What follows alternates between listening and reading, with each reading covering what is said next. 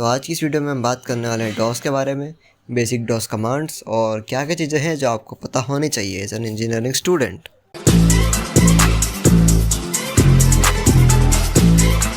तो डॉस का full form होता है डिस्क ऑपरेटिंग सिस्टम।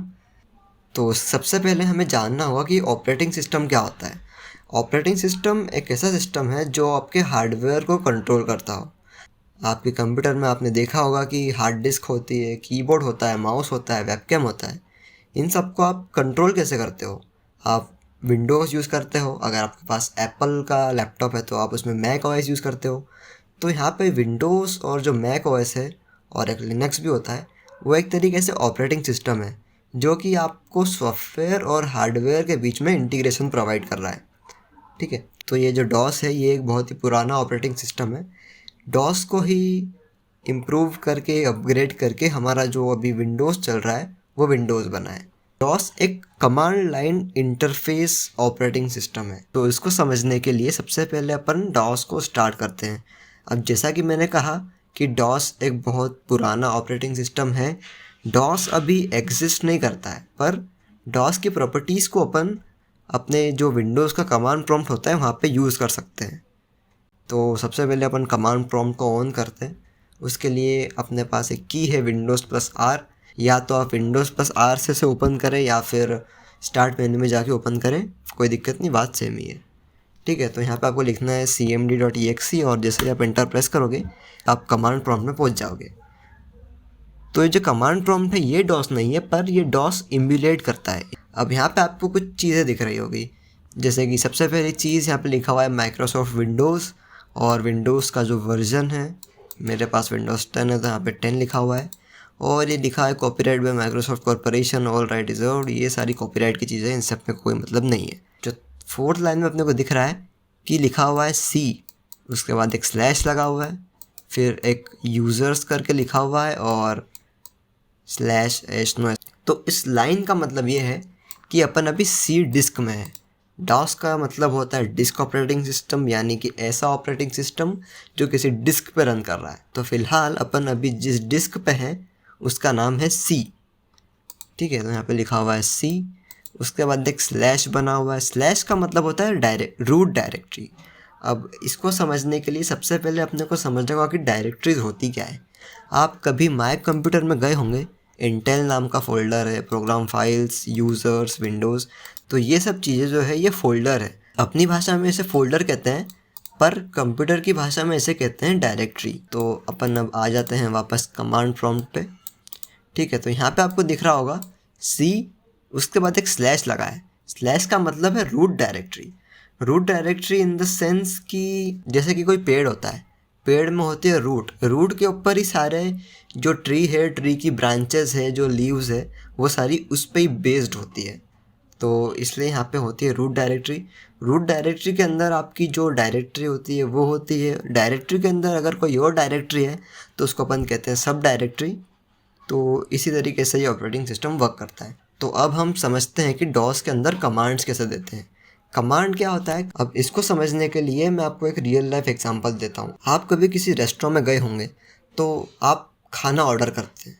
तो ऐसा तो है नहीं कि आप खाना ऑर्डर करने के लिए डायरेक्ट किचन में ही घुस जाएं, कुक को बोले भैया मुझे ये चाहिए, ये बना दो। ऐसी चीज़ें काम नहीं करती। सबसे पहले आप क्या करते हैं कि आप जाते हैं वहाँ पे, वेटर को बोलते हैं, वेटर आपसे इंस्ट्रक्शन लेता है कि आपको क्या क्या चाहिए, फिर वो वेटर जाके कुक को बताता है कि ये सारी चीज़ें बनाना है, और फिर कहीं जाके वो चीज़ें प्रोसेस होके आपके पास आती है। तो उसी प्रकार से कमांड प्रॉम्प्ट में भी सेम चीज़ें हैं। आपको एक कमांड लिखना होता है, फिर कंप्यूटर उसे एग्जीक्यूट करता है और जो आउटपुट है वो आपको मिलता है। तो अपन स्टार्ट करते हैं बेसिक कमांड से। तो सबसे पहला कमांड है डेट। डेट मतलब वो डेट नहीं, वो तो अपने नसीब में ही नहीं है। यहाँ पे अपन बात कर रहे हैं सिस्टम डेट की।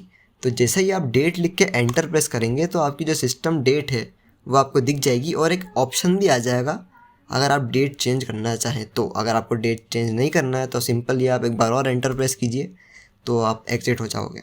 ठीक है, सेम कमांड अपने पास है टाइम।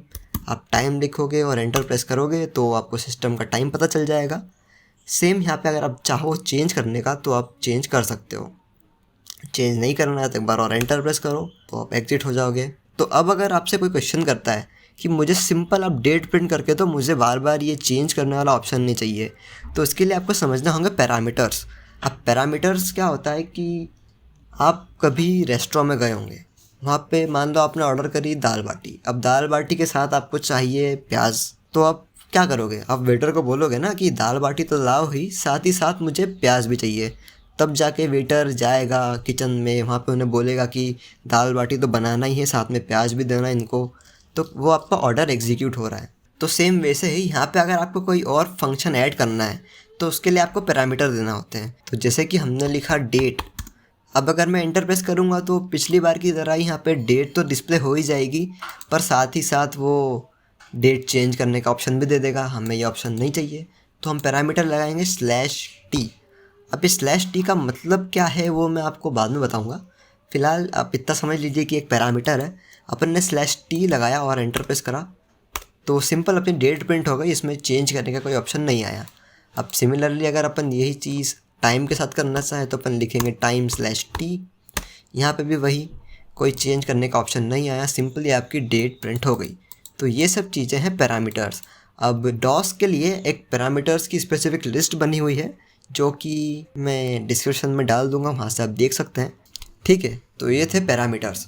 अब अपन बात करते हैं थोड़े और कमांड्स की।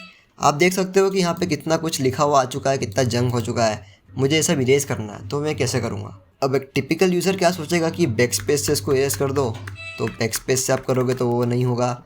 अगर आप सोचो कि इसको मैं ऐसा सिलेक्ट कर लूँ माउस से और फिर डिलीट कर दूँ या फिर बैकस्पेस लगा दूँ, वो सब नहीं होगा। क्यों? क्योंकि ये CLI है और ये माउस वगैरह ऐसे GUI है, तो ये सब वर्क नहीं करेगा।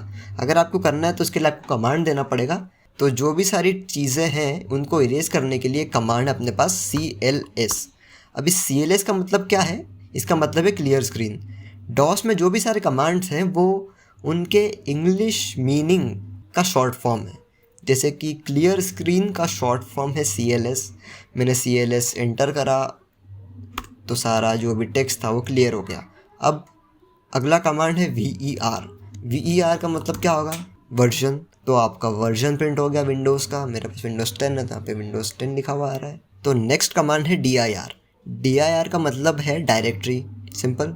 अब हम अगर DIR लिख के एंटर करेंगे तो जो /no डायरेक्टरी है उसके अंदर क्या क्या चीज़ें प्रेजेंट है वो सारी चीज़ें लिस्ट हो जाएगी।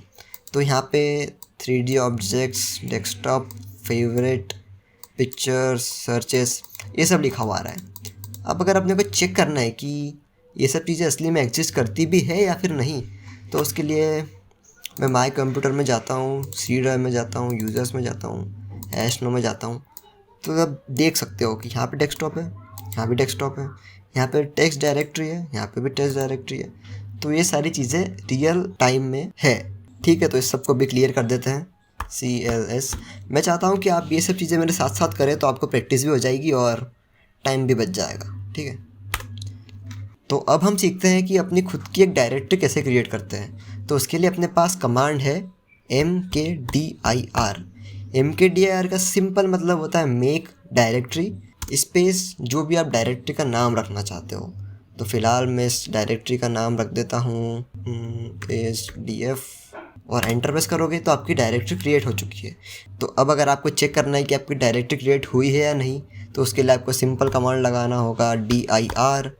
DIR से आपकी सारी डायरेक्टरीज लिस्ट हो गई और यहाँ पे आप देख सकते हो कि SDF नाम की एक डायरेक्टरी क्रिएट हो चुकी है। अब आप चाहते हो कि मुझे किसी डायरेक्टरी के अंदर जाके एक और डायरेक्टरी क्रिएट करना है, तो उसके लिए अपने पास एक कमांड है CHDIR। CHDIR का मतलब क्या हुआ? जैसे MKDIR का मतलब था मेक डायरेक्टरी, वैसे ही CHDIR का मतलब है चेंज डायरेक्टरी। आप लगाएंगे चेंज डायरेक्टरी स्पेस जिस भी डायरेक्टरी के अंदर आपको जाना है। तो फ़िलहाल मुझे ASDF डायरेक्टरी में जाना है तो मैं लिखूँगा ASDF। ठीक है, तो यहाँ पे आप देख सकते हो कि जो पहले अपने पास लाइन आ रही थी वो /no तक थी, उसके बाद एरो आ गया था, पर अब /no के बाद उस डायरेक्टरी का नाम भी आ चुका है और फिर एरो आया है। इसका मतलब ये है कि अपन ने डायरेक्टरी चेंज कर ली है और अपन ASDF डायरेक्टरी के अंदर आ चुके हैं। तो ये तो हो गई डायरेक्टरी चेंज। अब मैं चाहता हूँ कि मुझे इस ASDF डायरेक्टरी का नाम कुछ और रखना है। बड़ा बेकार नाम लग रहा है ASDF, मैं चाहता हूँ कि इसको कुछ और नाम दे दूँ। तो उसके लिए सबसे पहले अपने को प्रीवियस डायरेक्टरी में जाना होगा। Previous directory in the sense upon ASNO directory में थे, फिर अपन ने ASDF डायरेक्टरी बनाई और फिर अपन ने डायरेक्टरी चेंज कर दी, फिर अपन ASDF के अंदर आ गए। अब अगर मुझे ASDF का नाम चेंज करना है तो ऑब्वियसली मुझे पिछली डायरेक्टरी में ही जाना होगा, क्योंकि इस डायरेक्टरी में तो कुछ है नहीं। dir आप लगाएंगे तो ब्लैंक आ जाएगा, क्योंकि इस डायरेक्टरी में कुछ है नहीं, ये डायरेक्टरी खाली है। मुझे इस ASDF को चेंज करना है, तो उसके लिए मैं प्रीवियस डायरेक्टरी में जाता हूँ, जिसके लिए कमांड है CHDIR सिंपल और 2 बार फुल स्टॉप। अब 2 बार फुल स्टॉप क्यों लगाते हैं, उसके पीछे एक रीज़न है। आप जब भी dir कमांड यूज़ करते हो तो यहाँ पे आपको ये चीज़ें हमेशा देखने को मिलेगी, एक सिंगल डॉट और 2 बार डॉट। अगर आप पहले भी देखोगे तो तब भी 1 बार डॉट और 2 बार डॉट। तो अगर आपने प्रोग्रामिंग के बारे में थोड़ा पढ़ा होगा तो वहाँ पे होते हैं पॉइंटर्स। तो ये जो सिंगल डॉट है वो स्टोर करता है रूट डायरेक्टरी का एड्रेस, और ये जो 2 बार डॉट है ये स्टोर करते हैं प्रीवियस डायरेक्टरी का एड्रेस। तो मैं अगर CHDIR लगा के 2 बार डॉट लगा के एंटर करूँगा तो मैं पिछली डायरेक्टरी में आ जाऊँगा। जैसा कि आप देख सकते हो ये थी करंट डायरेक्टरी और अपन अब आ गए पिछली डायरेक्टरी में। अब अगर आपको कोई सी डायरेक्टरी को रीनेम करना है तो रीनेम का कमांड है REN सिंपल, क्योंकि रीनेम का शॉर्ट फॉर्म हुआ REN स्पेस। जिस डायरेक्टरी को आपको रीनेम करना है उसका नाम ASDF को रीनेम करना है और उसका नाम मुझे करना है SHUDOSHSONI एंटर। तो आपकी डायरेक्टरी का नाम ASDF से चेंज होके आशुतोष सोनी हो चुका है। आपको चेक करना है, dir कमांड लगाओ तो आप देख सकते हो कि ASDF नो लॉन्गर एग्जिस्ट्स और आशुतोष सोनी उसकी जगह पे आ चुका है। ठीक है, तो ये था रीनेम कमांड। अब अगर आप चाहते हो कि मुझे डायरेक्टरी को हटाना ही है तो उसके लिए आपके पास कमांड है RMDIR। RMDIR का मतलब remove directory. Remove directory space जो भी आपको रिमूव करना है उसका नाम ASHUTOSHSONI।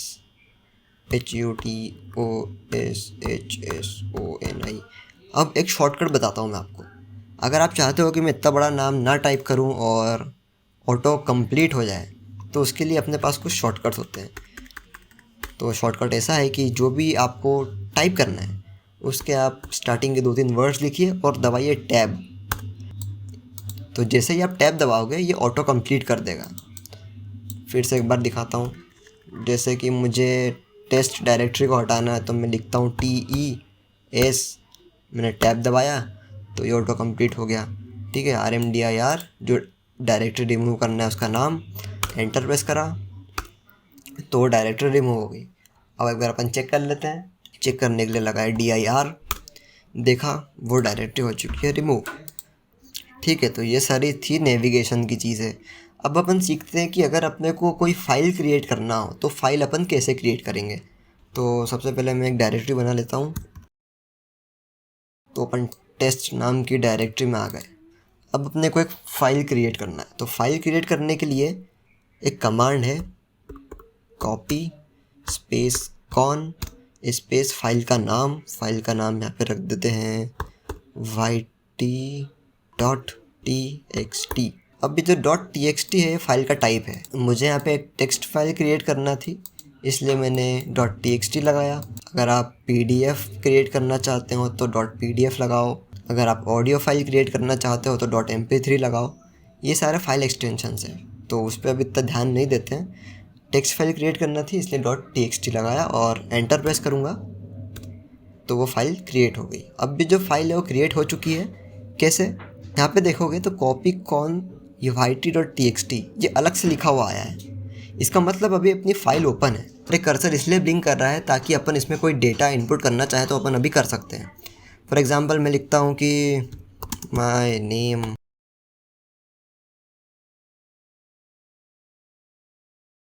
चैनल। आप एंटर प्रेस करते जाओगे तो ये न्यू लाइन कैरेक्टर इसमें डलता जाएगा। आप अगर चाहते हो कि मुझे इसे फाइनली सेव करना है तो उसके लिए आपको Ctrl+Z प्रेस करना पड़ेगा और एंटर प्रेस करना पड़ेगा। तो ये देख सकते हो कि 1 फाइल कॉपीड, मतलब आपकी सारी जो प्रोग्रेस है वो फाइल में सेव हो चुकी है।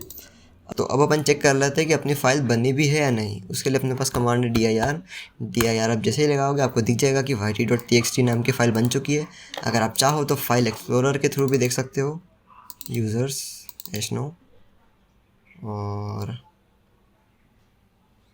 टेस्ट। तो yt नाम की एक टेक्स्ट फाइल बन चुकी है। अभी इस फाइल के अंदर जो कंटेंट्स है वो आप ऐसे देख सकते हो, माय नेम इज़ तो Soni, this is my YouTube channel. और अगर आप चाहो तो सेम चीज़ आप कमांड प्रॉम्प्ट के थ्रू भी देख सकते हो। उसके लिए कमांड है टाइप स्पेस, या तो आप yt.txt लिखो या फिर y लगा के टैब दबा दो तो ऑटो कंप्लीट हो जाएगा yt.txt। और एंटर प्रेस करोगे तो ये आपका सारा जो डेटा है फाइल के अंदर वो दिख जाएगा, इंक्लूडिंग जो आपने बार बार एंटर प्रेस करे थे वो। ठीक है, तो ये सब थे बेसिक फाइल कमांड्स। ठीक है, तो जो अगला कमांड अपने पास है वो है ट्री। अब ट्री कमांड क्या करता है कि जैसे आपने असली पेड़ को देखा होगा, पेड़ में क्या होता है, पेड़ में बहुत सारी ब्रांचेस होती है, पत्तियाँ होती है, ये सब चीज़ें होती है। तो रियल डिस्क में भी ऐसा ही होता है। डिस्क होती है, डिस्क के अंदर डायरेक्टरी होती है, डायरेक्टरी के अंदर सब डायरेक्टरीज हो सकती है और उसके बाद फाइल होती है।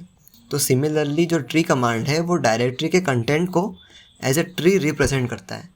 तो उसको समझाने के लिए सबसे पहले मैं डायरेक्टरी को चेंज कर लेता हूँ, थोड़ी डायरेक्टरीज पीछे आ जाता हूँ, क्योंकि टेस्ट डायरेक्टरी में सिर्फ एक ही फाइल थी yt.txt, तो उसमें ट्री जनरेट होगा नहीं क्योंकि उसको मल्टीपल फाइल चाहिए होती है। तो मैं यहाँ पे कुछ डायरेक्टरीज पीछे आ चुका हूँ। अब मैं सिंपल यहाँ पे लिखूँगा ट्री और एंटर प्रेस करूँगा। तो ये प्रोसेस आप देख सकते हो। तो हो क्या रहा है कि जो डायरेक्टरी थी उसमें बहुत सारी फाइल्स थी और उन फाइल्स के अंदर बहुत सारी फाइल्स और थी, या ऐसे कहें कि जो डायरेक्टरी थी उसके अंदर बहुत सारी डायरेक्टरीज़ थी और उन डायरेक्टरीज़ के अंदर भी मल्टीपल सब डायरेक्टरीज़ थी। तो कुछ इस प्रकार का अपने को ट्री दिख रहा है। ठीक है, तो ये जो सबसे लंबी लाइन आपको दिख रही है सी के नीचे, ये है रूट डायरेक्टरी, यानी इस डायरेक्टरी पे ही सारी जो डायरेक्टरीज़ है वो बेस्ड है।